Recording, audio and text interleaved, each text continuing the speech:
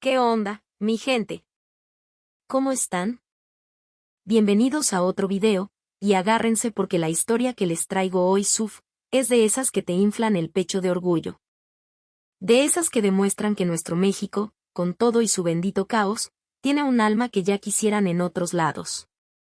Hoy vamos a hablar de un equipo de televisión alemán, de esos que viven con el reloj en la mano y creen que la perfección es sinónimo de silencio y orden.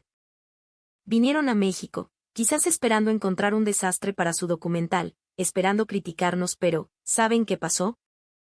Se fueron llorando. Sí, llorando, pero de pura emoción. Esta es la historia de cómo un equipo de filmación alemán sufrió un choque cultural tan brutal en México que pasaron del desprecio al amor más profundo. Y nos enseña una lección padrísima: no necesitamos ser como Alemania para ser grandiosos. Parte 1. El prejuicio en la maleta. La historia comienza con 5 alemanes, un equipo de producción de televisión con la misión de encontrar nuevos temas en un país del que solo conocían los clichés. El director era Andreas, un hombre en sus 40s, de esos que viven pegados a un itinerario.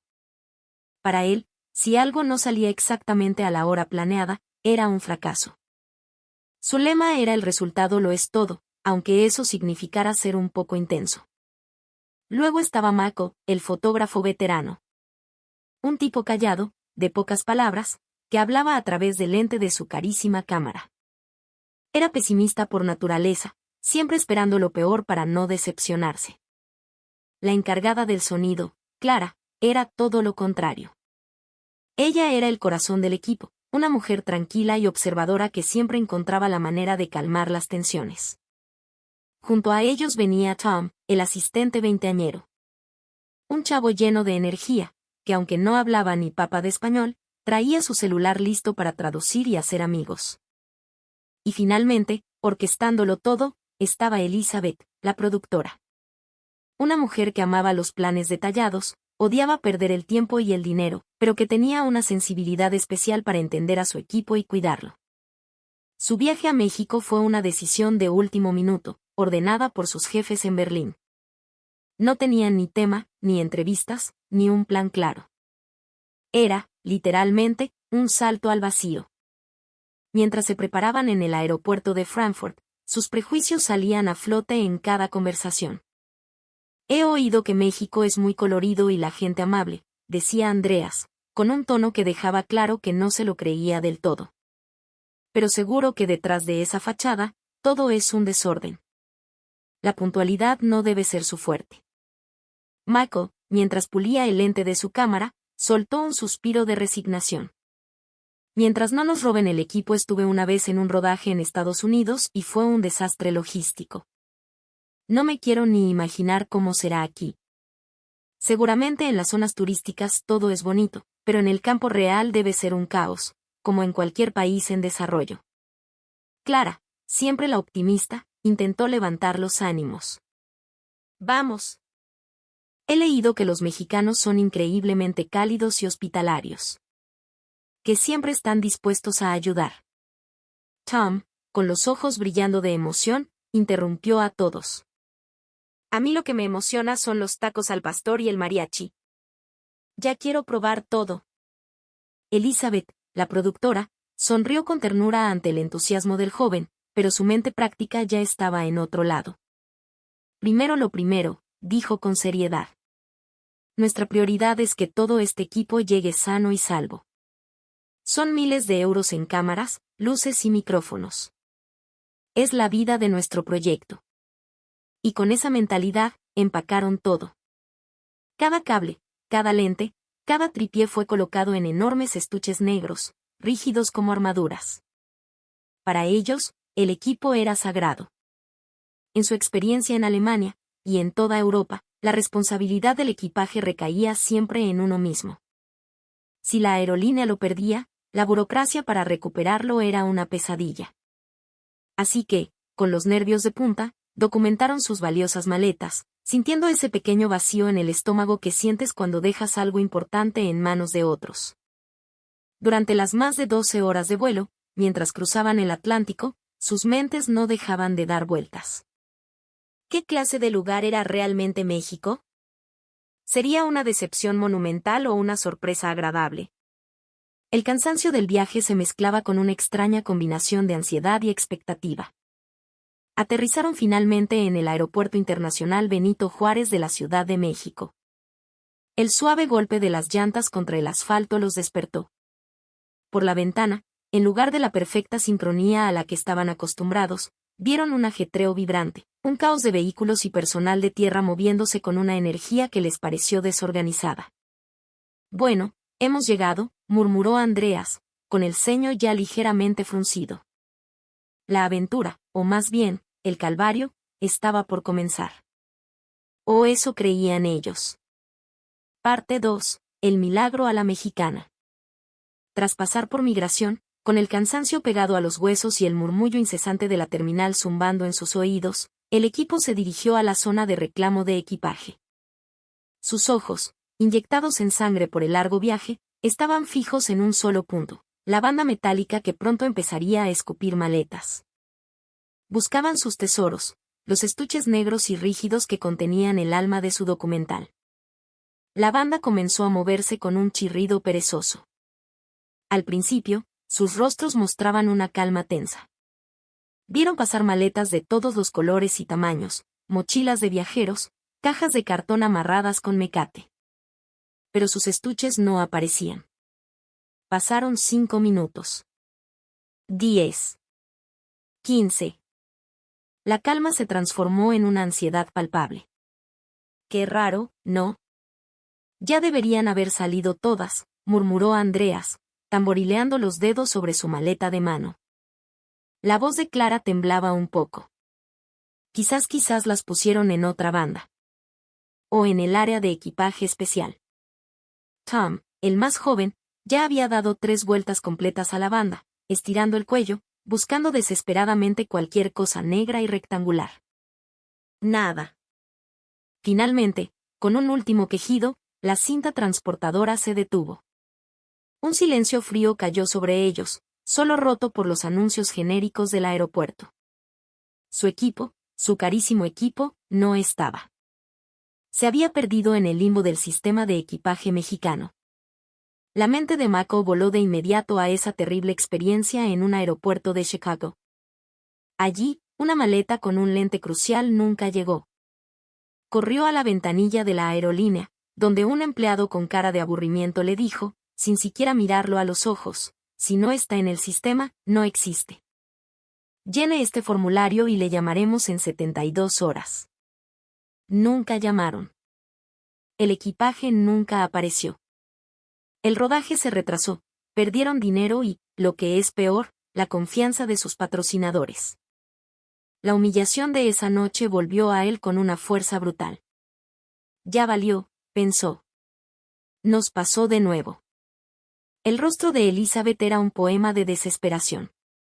Ya estaba haciendo cálculos mentales, reestructurando el itinerario, pensando en cómo le explicaría a sus jefes en Berlín que habían perdido el equipo antes de siquiera empezar a grabar. La catástrofe era total. Justo cuando la desesperanza estaba a punto de devorarlos, un hombre de uniforme, un maletero del aeropuerto, se les acercó. No era alto ni imponente, tenía un bigote bien recortado y una sonrisa que parecía genuina.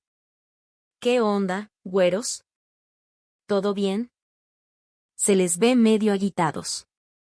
Se les perdió algo, dijo con un español rápido y cantadito que Tom no entendió, pero cuyo tono amistoso era universal. El equipo se miró, sorprendido por esa aproximación tan directa y personal.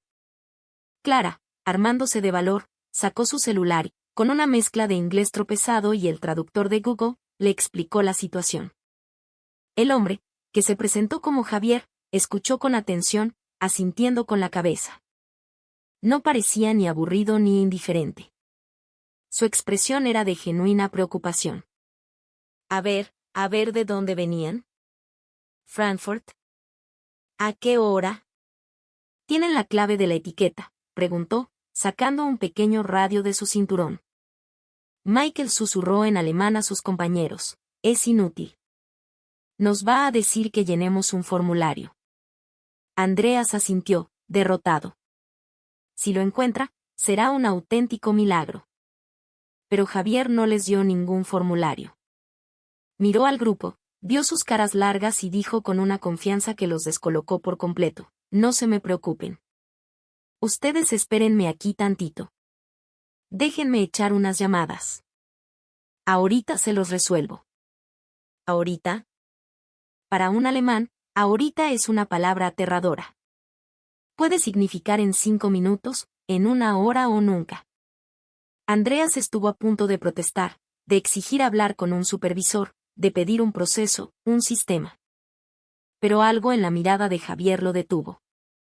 Y entonces, el milagro a la mexicana comenzó. Javier no se sentó frente a una computadora a teclear un código. Empezó a hablar por su radio con una velocidad impresionante. Chucho, oye, Chucho. En la T2, de los alemanes del vuelo de Lufthansa no te bajaron unas cajas negras, unas Pelican? No, no están en la banda 4, órale, échame un grito si las ves. Memo.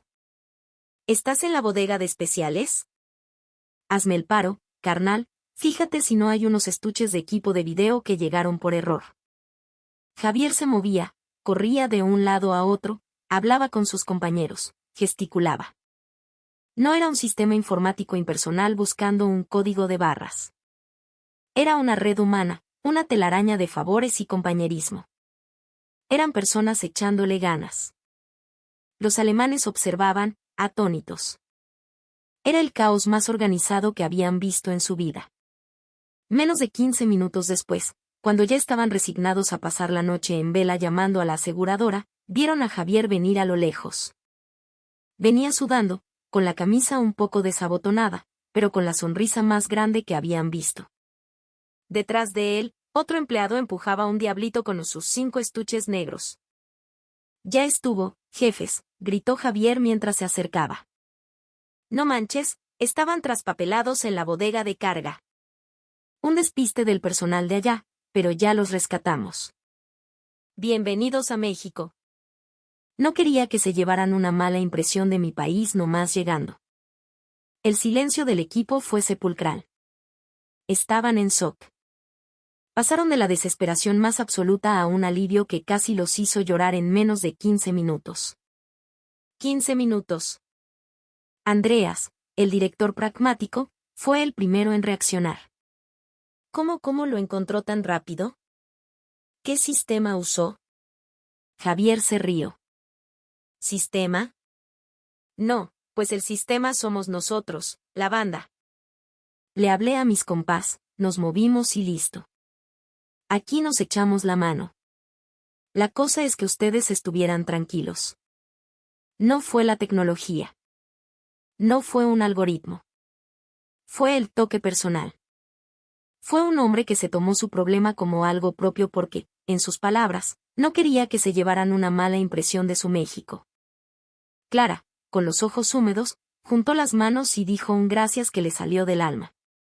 Tom, eufórico, le estrechó la mano a Javier con tanta fuerza que casi se la arranca. Michael, el cínico maco, por primera vez en mucho tiempo, sonrió. Una sonrisa genuina, de oreja a oreja. La primera grieta en su armadura de escepticismo alemán se había abierto. México no era eficiente como Alemania, no. Era algo mucho mejor, era humano. Parte 3. El caos que tiene ritmo. Con el equipo a salvo y el corazón un poco más ligero, la siguiente prueba era llegar a su alojamiento en el sur de la ciudad. Andreas, recuperando un poco de su compostura alemana, sugirió pedir un Uber. Es lo más eficiente. Tendremos un coche limpio, un conductor silencioso y una ruta directa calculada por GPS. Pero la realidad de la Ciudad de México tenía otros planes. Eran las 6 de la tarde, la temida hora pico. La aplicación marcaba tarifas dinámicas por las nubes y un tiempo de espera de 20 minutos. Fue entonces cuando Javier, su ángel de la guarda del aeropuerto, les hizo una última recomendación. Miren, si tienen prisa, mejor agárrense uno de los taxis de sitio de aquí afuera. Son seguros.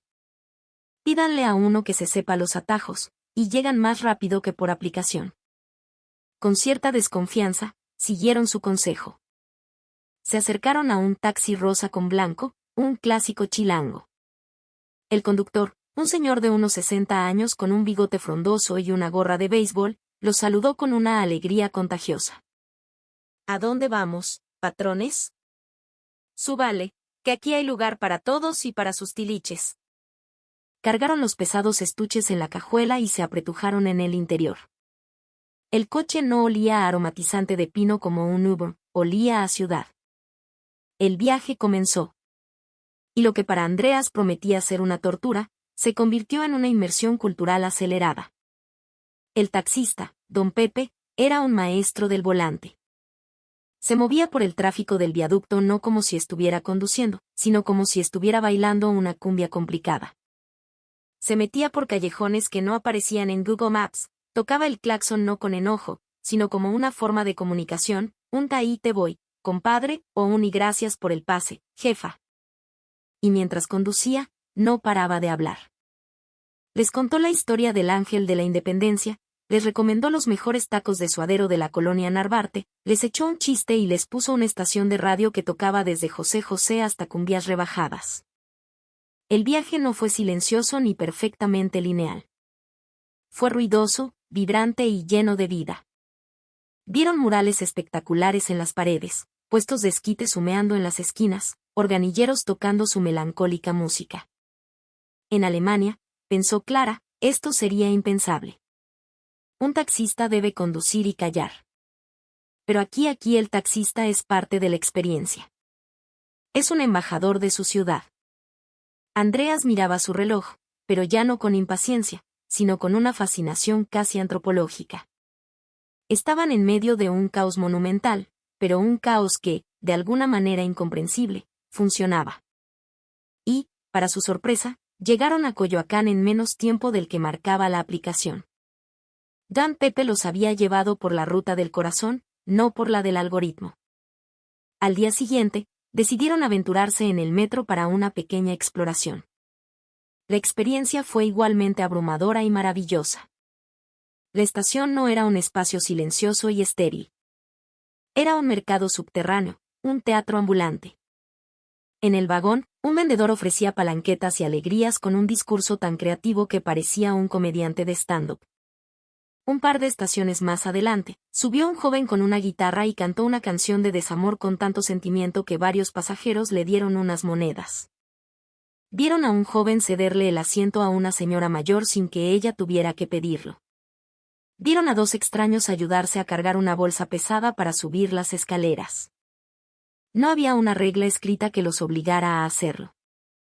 Simplemente lo hacían. El vagón del metro, lejos de ser un transporte individualista, se sentía como una pequeña comunidad rodante. Michael, el fotógrafo, no dejaba de disparar con su cámara. Capturaba los rostros, los colores, la vida que se desbordaba en cada rincón. Esto es increíble, le dijo a Elizabeth en voz baja. En Berlín, la gente en el metro evita el contacto visual a toda costa. Todos van en su propio mundo, con sus audífonos. Aquí la gente comparte el espacio. Es ruidoso, sí. No está impecablemente limpio, no. Pero está vivo. Tiene alma.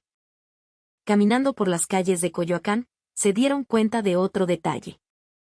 Los parques no eran lugares solemnes y silenciosos para la contemplación. El jardín Hidalgo estaba a reventar.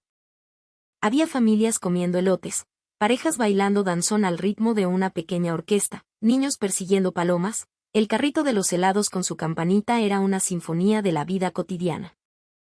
La perfección no estaba en la ausencia de ruido o de gente, sino en la presencia de la alegría.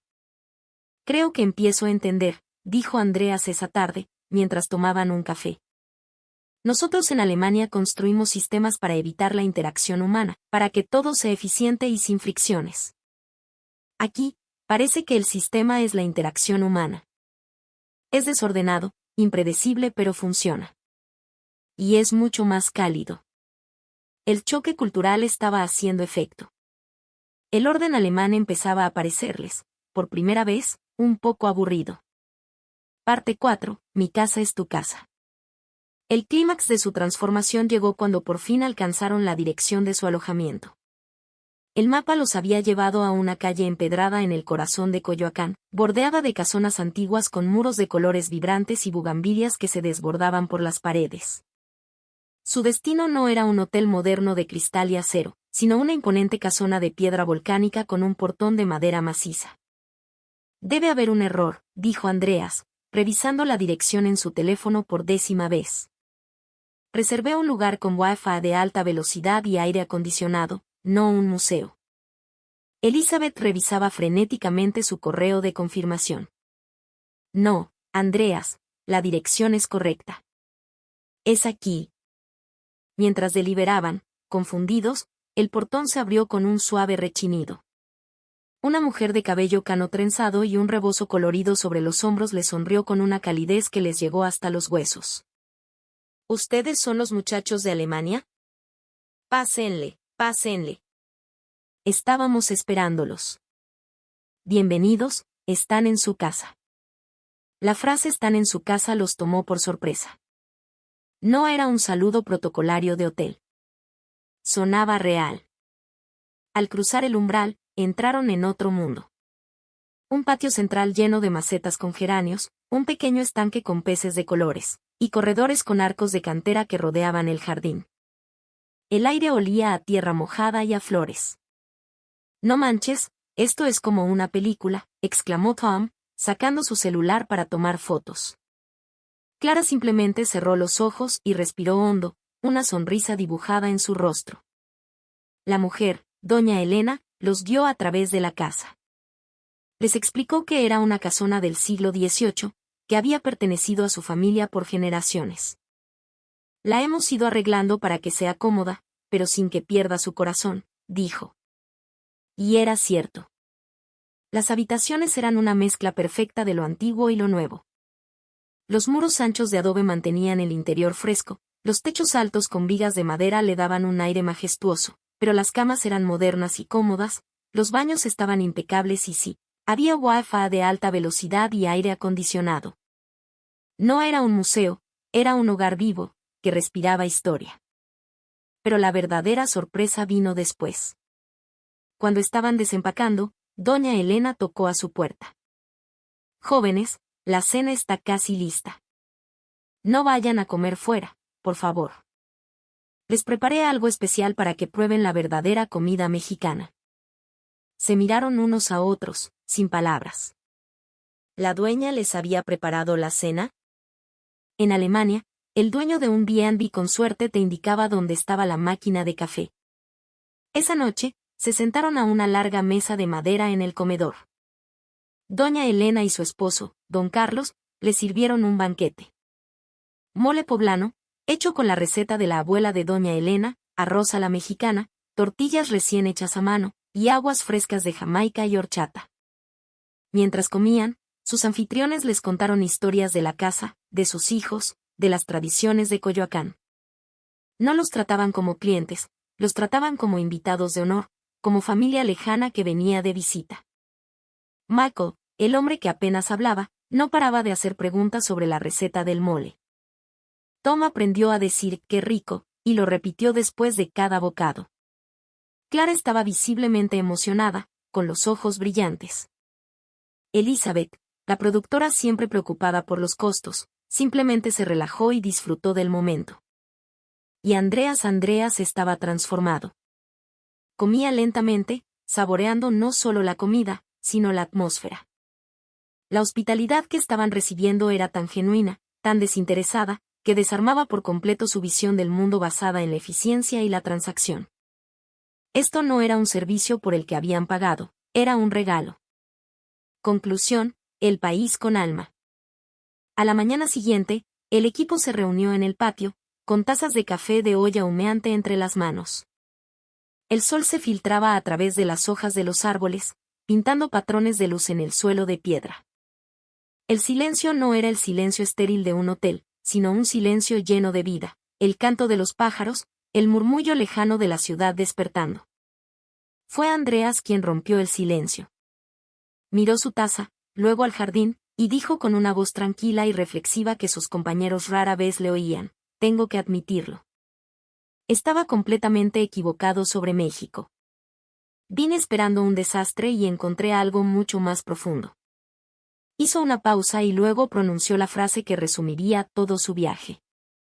En Alemania tenemos los relojes, pero aquí en México tienen el tiempo.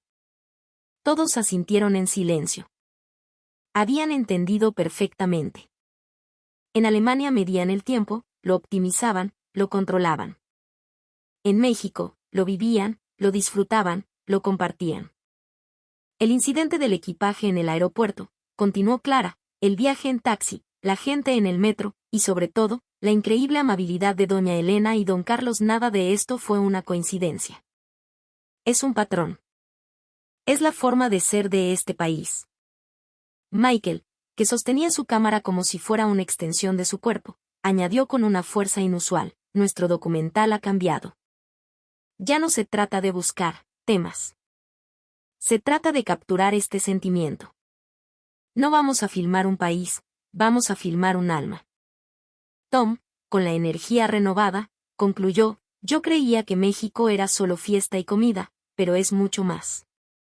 Ese es un lugar donde te sientes bienvenido. Neta que ya hasta me dan ganas de quedarme a vivir aquí. El documental que produjeron fue un éxito rotundo en Europa. No mostraba las playas de Cancún ni las pirámides como postales turísticas. Mostraba el rostro de Javier en el aeropuerto, la sonrisa de don Pepe en su taxi, las manos de doña Elena preparando tortillas. Mostraba el caos ordenado del metro, la alegría contagiosa de un parque público, la calidez de un hogar que abre sus puertas sin pedir nada a cambio. Llovieron los comentarios en sus redes sociales. Toda mi vida pensé que éramos el país más avanzado, pero debo reconsiderar qué significa avanzado, escribió alguien desde Múnich. Esa hospitalidad no se puede comprar con dinero. México es verdaderamente rico, comentó una espectadora de París. Elizabeth, leyendo los mensajes en voz alta a su equipo, sonrió. Este viaje no solo nos enseñó sobre México. Nos enseñó sobre nosotros mismos. Nos hizo ver que nuestra obsesión por la perfección y el control a veces nos hace olvidar lo más importante, la conexión humana. Así que ahí lo tienen, mi gente. La historia de unos alemanes que llegaron buscando el desorden y encontraron el calor. Llegaron buscando la ineficiencia y encontraron el alma. Su viaje nos recuerda algo que a veces, en el día a día, se nos olvida: nuestro caos es en realidad flexibilidad. Nuestro ruido es en realidad vida. Y nuestra capacidad de sonreírle a un extraño y decirle mi casa es tu casa es un superpoder que no se mide en euros ni en puntualidad suiza. El México imperfecto, el México que llega ahorita, el México que a veces se sale del plan, es un México maravilloso. Es un México que le enseña al mundo que la felicidad no está en un sistema perfecto, sino en un corazón abierto. Y esa es una verdad que vale la pena contarle al mundo entero. Gracias por acompañarme en esta historia. Si te sientes tan orgulloso como yo de ser mexicano, déjame un comentario, comparte este video y dale like para que este mensaje llegue más lejos.